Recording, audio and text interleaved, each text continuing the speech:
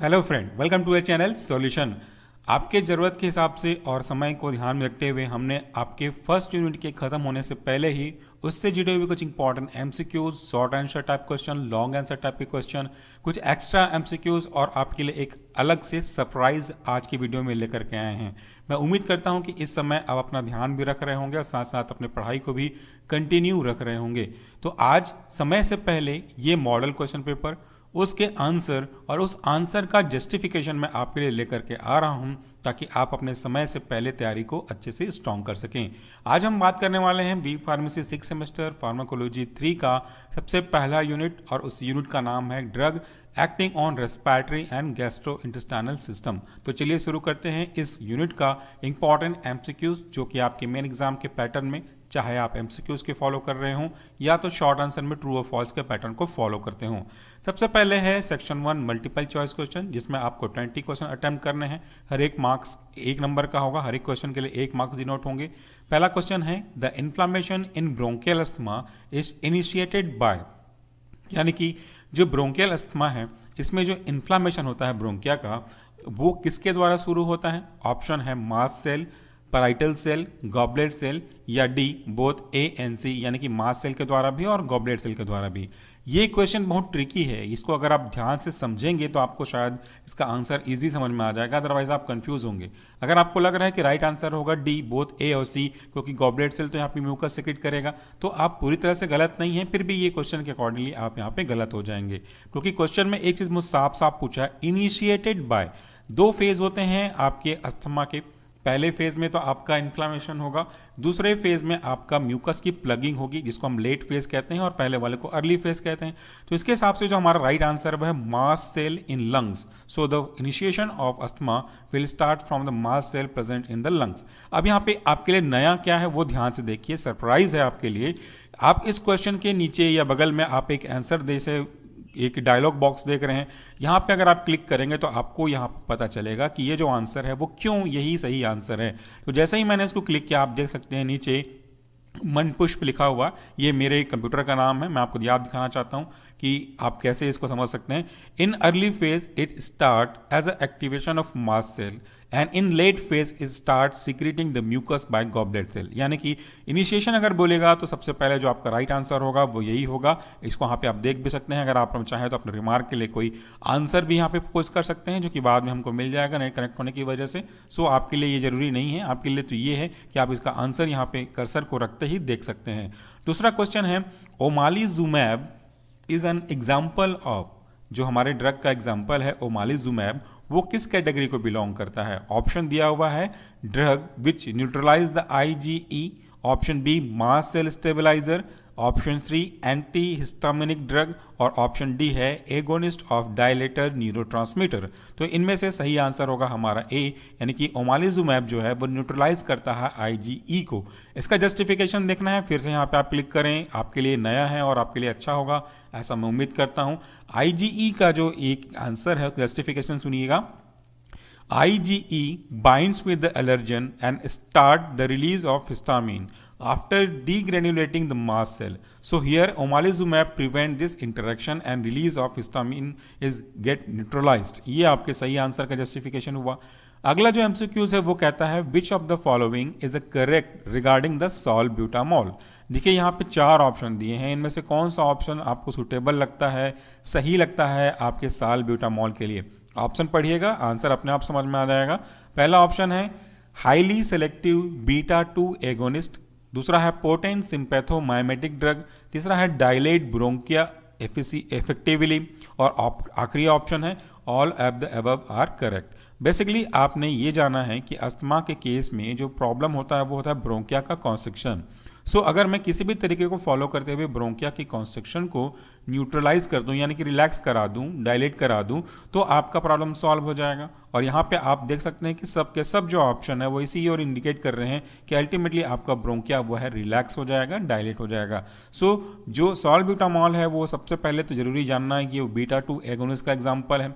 अब beta 2 agonist जो होते हैं वो काम वाइज कैसे करते हैं, वो सिंपैथोमाइमेटिक ड्रग होते हैं और ये अपने अकॉर्डिंगली एक्शन डायलेट करते हैं ब्रोंकिया को। सो सही आंसर तो सब कुछ लग रहा है। सो यहाँ पे आप भी देख सकते हैं justification, salbutamol is one of the potent bronchodilator which is an example of beta 2 sympathomimetic drug and it helps to dilate the bronchia which is being constricted by allergens। तो ये हमारा जस्टिफिकेशन हो गया। अगला क्वेश्चन है expectorant are also known as, जो expectorant हैं उनको हम और किस किस नाम से जान सकते हैं।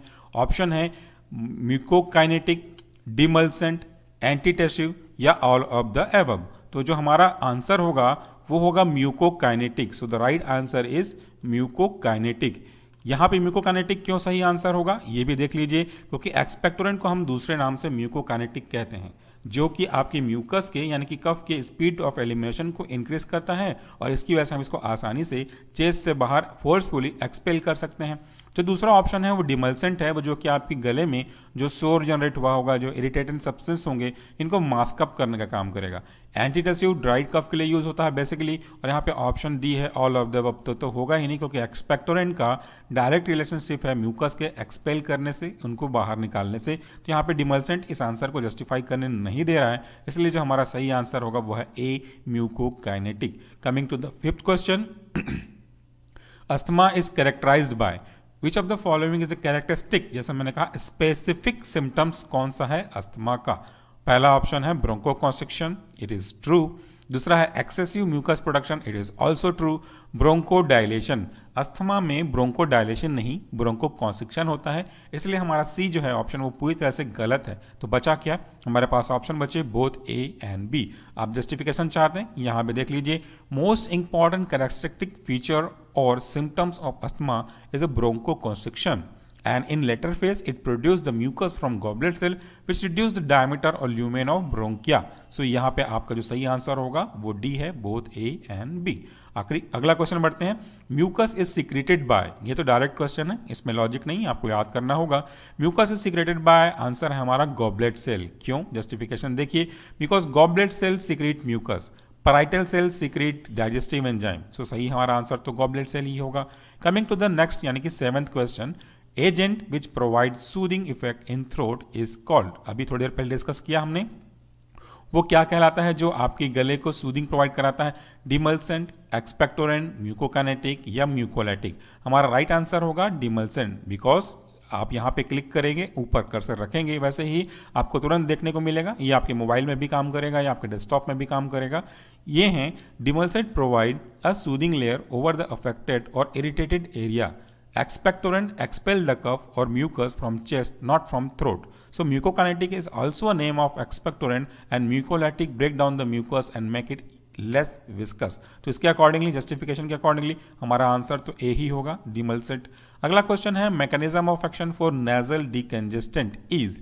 नेजल डिकंजेस्टेंट का मैकेनिज्म क्या है, आपको याद होगा, ये है alpha agonist.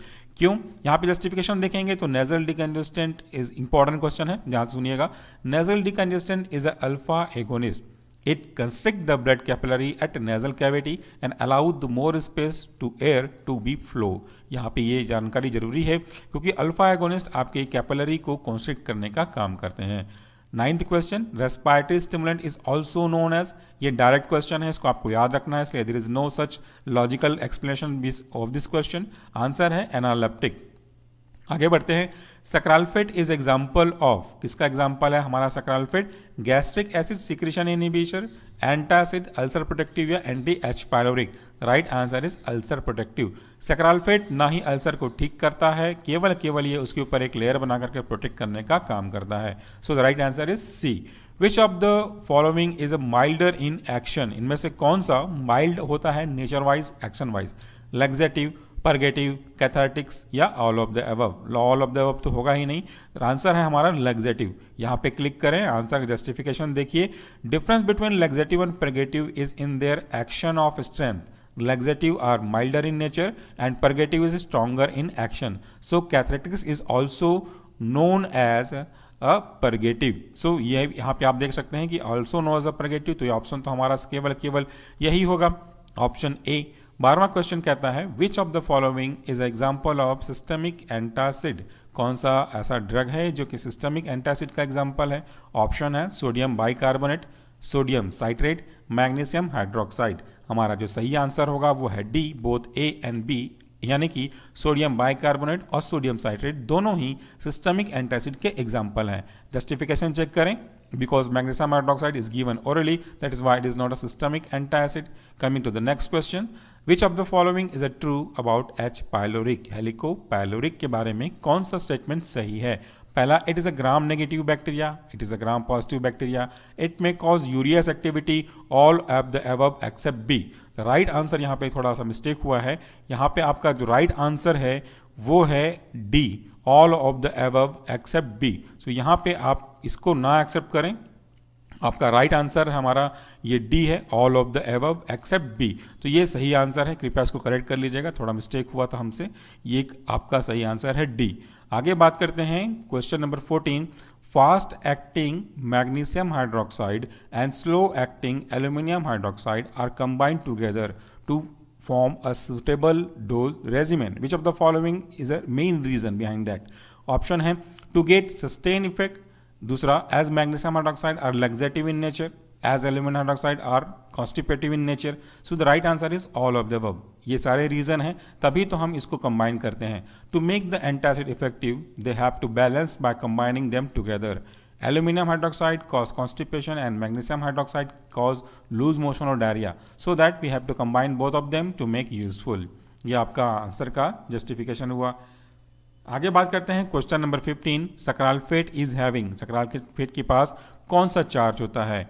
Positive, negative, none of the charge. तो राइट आंसर हमारा नेगेटिव चार्ज। डायरेक्ट क्वेश्चन है, सक्राल्फेट हैज नेगेटिव चार्ज, जो कि अल्सर के बेस पे बने प्रोटीन के पॉजिटिव चार्ज के ऊपर एक प्रोटेक्टिव लेयर बना करके अल्सर को प्रोटेक्ट करता है। Question number 16, isabgol is example of, कौन सा एग्जाम्पल सबसे ज़्यादा सुटेबल है? क्योंकि यहाँ पे पूछा है मोस्ट स्पेसिफिक आंसर, ये कौन सा है मोस्ट स्पेसिफिक आंसर के accordingly? So the right answer is bulk purgative और bulk laxative. Coming to the next question, carminative R, ये आप पढ़े नहीं होंगे शायद अब तक, जब तक आप वीडियो देख रहे होंगे। So जो carminative हैं वो ऐसे एजेंट हैं जो प्रोपेल करते हैं गैस को from rectal route as a fart, which provide relief from gas formation in stomach. They provide feeling of ease in GIT. जो हमारा carminative है वो सारी चीज़ें करता है, इसलिए the right answer is D, all of the above. आगे बढ़ते हैं क्वेश्चन नंबर 18 पे। So what is the percentage of alcohol which may be used as a appetite stimulant? Alcohol का कौन सा ऐसा परसेंट है जिसको हम एपेटाइट स्टिमुलेंट के रूप में यूज कर सकते हैं? राइट आंसर ऑप्शन में से ये है 10%। याद रखिएगा, ये क्वेश्चन कई बार पूछा गया है दूसरे एग्जाम में। 19वां question, apomorphine act as dopaminergic agonist at CTZ, ये इसका राइट आंसर है। अगला और आखिरी question, accordingly emetic drug are contraindicated in which of the conditions? आपका जो एंटी एमेटिक ड्रग है जो वो वोमिटिंग कॉज कराते हैं, वो इन सब केस में कॉन्ट्राइंडिकेटेड है। अगर जो पॉइजन उसने लिया है वो कोरोसिव नेचर है, अगर वो सीरियस स्टिमुलेंट ड्रग यूज़ किए हैं, अगर केरोसिन की पॉइजनिंग है, तो इनमें से आप किसी भी केस में एमेटिक को यूज़ नहीं करेंगे। जस्टिफिकेशन देख सकते हैं, क्योंकि अगर एमेटिक हुई, वोमिटिंग हुई, तो उसका जो corrosive material as a poison वो लिया था वापस से उसी रूट के थ्रू बाहर आएगा और डैमेज को और ज़्यादा बढ़ा देगा। तो ये थे हमारे 20 क्वेश्चन। एक्स्ट्रा क्वेश्चन के रूप में हमने और क्वेश्चन ऐड किए हैं 5 क्वेश्चन जो कि इंपॉर्टेंट है। So what is the meaning of prokinetic? Answer है which promote gastro intestinal transit, which promote gastro intestinal speed, which enhance gastric emptying, या all of the above. So right answer is all of the above, क्योंकि ये food के movement को fast करता है। So next question, probiotic are, ये भी question आप समझेंगे बहुत जल्दी ही। लाइव कल्चर ऑफ बैक्टीरिया और lyophilize powder of good bacteria, ये इसका सही आंसर है। Question number 23, ondansetron is a example of, ये एग्जाम्पल आपको याद रखना होगा क्योंकि इसका लॉजिक नहीं है, याद करने वाली क्लासिफिकेशन है। So right answer is A5HT3 antagonist. Question number 24, which of the following may be used as digestant? जिनमें से कौन सा ऐसा है जिसको हम एज अ डाइजेस्टेंट यूज कर सकते हैं? पेप्सिन, पेपिन, पेनक्रेटिन, इनमें से सब कुछ ऐसा है जिसको हम एज अ डाइजेस्टेंट यूज कर सकते हैं। So the right answer is D. 25वां क्वेश्चन बहुत इंपॉर्टेंट है, काफी सारे क्वेश्चन में आ चुके हैं इसके ऊपर। विच of the following is US FDA approved regimen for anti H. pyloric drug which is use in treatment of ulcer? यहाँ पे कई अलग अलग गलत कॉम्बिनेशन दिए हैं, अगर कॉम्बिनेशन सही है तो उनका जो डोज रेजिमेन है वो गलत है, तो आपको इसको याद रखना होगा। ये कॉन्सेप्ट के साथ साथ रटने वाला चीज़ है जो पहली बार मैं आपको बोल रहा हूँ, वो है option A, lansoprazole 30 mg, amoxicillin 1000 mg, clarithromycin 500 mg twice daily for 2 weeks. ये इसको आपको याद रखना है। तो ये तो हो गया हमारा एमसीक्यूज, जिसमें हमने 5 आपको एक्स्ट्रा क्वेश्चन दिए। अगला जो सेक्शन है हमारा, वो सेक्शन कहता है लॉन्ग आंसर टाइप के क्वेश्चन। इसमें से किसी 2 को अटेंड करना है। क्वेश्चन है, बहुत इंपॉर्टेंट है। Define asthma, classify asthmatic drug classify anti-asthmatic drug and give the mechanism of action of any one class with their respective diagram. दूसरा question, what do you understand by peptic ulcer, what is a peptic ulcer, और classify anti-ulcer drug, give mechanism of action of proton pump inhibitor. तो यहाँ पे एक चीज़ समझना है आपको, दोनों क्वेश्चन एक जैसा ही है। अगला क्वेश्चन बात करते हैं तीसरा, explain constipation, how will you classify the laxative drug. क्या होता है कॉन्स्टिपेशन, लग्जेटिव ड्रग को कैसे क्लासीफाई करेंगे। Give the mechanism of action, side effect and use of osmotic purgative. Class का एक इंपॉर्टेंट ड्रग है, इसके बारे में आपको लिखना है। अगला सेक्शन है हमारा section number 3, short answer type question. पहला question, explain nasal decongestant, explain drug use in constipation, write short note on expectorant and antitussive, explain the mechanism of action of beta 2 sympathomimetic in management of asthma. Question number 5, any 2 को आपको short में explain करना है। Appetite stimulant with example, digestant with example, carminative with example. Question number 6 of this same question, classify antiemetic drug with suitable example and give pharmacology of ondansetron. Question number 7, explain the importance of respiratory stimulant. और question number 8, explain the mechanism of action of proton pump inhibitor, जिसको हम short में PPI भी कहते हैं। Question number 9, classify anti diarrhoeal drug, give mechanism of action of probiotic. तो ये था आपके लॉन्ग आंसर टाइप क्वेश्चन। आपके लिए जो सरप्राइज की मैं बात किया था वो यहाँ पे है। आपका सरप्राइज आपको इन सारे क्वेश्चन को सॉल्व करने में डायरेक्ट मदद करेगा। आज का ये मॉडल आंसर पेपर इन्हीं क्वेश्चन के अकॉर्डिंगली, एमसीक्यूज के आंसर आपने देखे, अब इनके लॉन्ग आंसर टाइप के क्वेश्चन में भी हमने समराइज किया हुआ है, कुछ शॉर्ट नोट दिखाए हैं आपको। बाकी आपकी जानकारी के लिए हम इसको एक अलग से शॉर्ट नोट के रूप में दिखा रहे हैं। यहाँ पे आप देखेंगे तो ये आंसर तो डायरेक्ट नहीं है, लेकिन आपको आंसर को एक्सप्लेन करने में बहुत मदद करेंगे। सो अस्थमा के जो ट्रीटमेंट का अप्रोच है, classify of anti asthmatic drug जो क्वेश्चन में आया था, तो ये है आपकी classification of anti asthmatic drug with their respective site of action. Asthma का क्लासिफिकेशन देखेंगे तो ये है एंटी अस्थमेटिक ड्रग की classification, bronchodilator, leukotriene antagonist, mast cell stabiliser, corticosteroid, anti IgE antibody. Example भी है। अब सबसे इंटरेस्टिंग उनका मेमोनिक्स यहाँ पे आप देख सकते हैं कि कैसे हम इनको याद रखेंगे। अगर ब्रोंकोडायलेटर्स के बारे में बात करेंगे तो which dilate the bronchia means all those agent which dilate the bronchia and thus increase the diameter of lumen. यहाँ पे बीटा 2 सिंपैथोमाइमेटिक है, सिंपैथी देने से रिलैक्स होता है। एग्जाम्पल है टर्ब्यूटालिन, सॉल्बिटामॉल, साल्मेट्रोल, बैम्ब्यूट्रॉल, फॉर्मेट्रॉल और इफेड्रिन। ये आप एग्जाम्पल को नेमोनिक्स किस तरह से देख सकते हैं, समझ सकते हैं, याद कर सकते हैं। अगला जो क्लास है वह है आपका ल्यूकोट्रिन एंटागोनिस्ट। तो ल्यूकोट्रिन एंटागोनिस्ट का क्लासिफिकेशन, मैकेनिज्म भी आप देख सकते हैं, ट्रिक भी पढ़ सकते हैं। नेक्स्ट है मास्ट सेल स्टेबलाइजर, तो इसको भी आप समझ सकते हैं, ट्रिक से याद कर सकते हैं। कॉर्टिकोस्टेरॉइड को भी समझ सकते हैं, बालकों में बूढ़ों के किडनी स्टोन को हाइड्रोथेरेपी से ठीक करते हैं। ये जो बालको है वो एक प्लेस है बेसिकली, उसके हिसाब से ये डिसाइड किया गया है। इसको समझना है, अगर आप अगर आपको समझना चाहते हैं इस ट्रिक्स को, टिप्स को, तो इसके ऊपर भी वीडियो है, मेमोनिक्स इन फार्माकोलॉजी करके एक अलग है, आपको वीडियो सर्च करेंगे तो वो भी मिल जाएगा। अगला है इसके डिस्क्रिप्शन में आपको लिंक भी दे देंगे। पेप्टिक अल्सर का क्लासिफिकेशन है, ड्रग को यूज़ करने वाले ड्रग हैं। उसके बाद हमने अल्सर के जितने भी इमेज हैं, अलग अलग जो क्लासिफिकेशन अल्सर के, उनको आपको समझाने के लिए एक इमेज के फॉर्म में एक साथ ही अपलोड कर दिया है।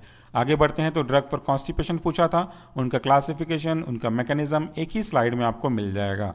ड्रग फॉर कफ के बारे में पूछा गया है, तो ये है एंटी जो कफ है उनके क्लासिफिकेशन, फेरेंजियल डिमल्सन का मेमोनिक्स है, एक्सपेक्टोरेंट या म्यूकोकाइनेटिक का मेमोनिक्स है, एंटीटसिव या कफ सेंटर सप्रेशन का मेमोनिक्स है, जो एडजुवेंट ड्रग हैं इनका भी मेमोनिक्स है। सो आज का ये जो मॉडल क्वेश्चन पेपर है उसमें कई सारे आंसर हैं, आंसर को याद रखने का तरीका है, शॉर्टकट है, ट्रिक्स है, मेमोनिक्स है, जो आपके लिए बहुत काम आएगा। क्योंकि सोल्यूशन फार्मेसी का एक ही मूल मंत्र है कि आपका जितना ज़्यादा हम भला कर सकें, मदद कर सकें, खास करके इस सिनेरियो में, इस सिचुएशन में, उतना ही अच्छा होगा हमारे लिए। So friend, thank you very much for watching this video.